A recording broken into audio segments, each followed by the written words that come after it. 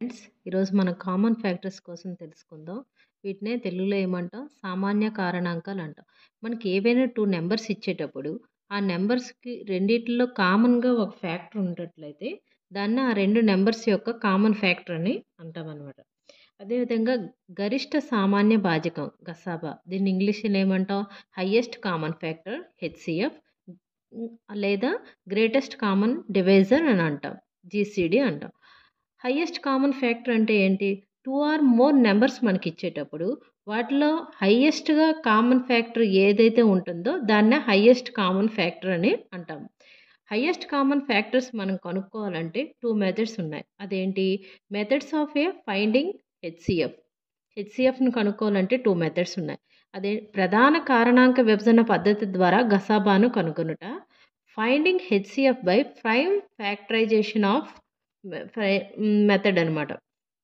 Example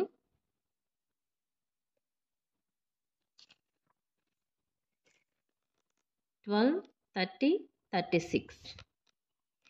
ఈ 3 నెంబర్ల యొక్క గసాబా అడిగాడు అనుకోండి. హెచ్‌సీఎఫ్ మనకు అడిగితే మనం ఎలా చేయాలి? ఫస్ట్ 12 తీసుకుందాం. దీనికి ప్రైమ్ ఫ్యాక్టరైజేషన్ ఏ విధంగా చేయొచ్చు? 2 6 జా 12, 2 3 జా 2 3 జా 6, 3 1 జా 3. అదేవిధంగా 13 ఏ విధంగా చేయొచ్చు? 2 1 జా 2, 2 5 జా 10. 2 టేబుల్లో ఉండదు కదా. 3 3 5 జా 15, 5 1 జా 5. 36ని ఏ విధంగా రాయొచ్చు? 2 1 జా 2, 2 8 జా 16, 2 9 8 జా 2 9 జా 3 3 జా 9, 3 1 జా 3.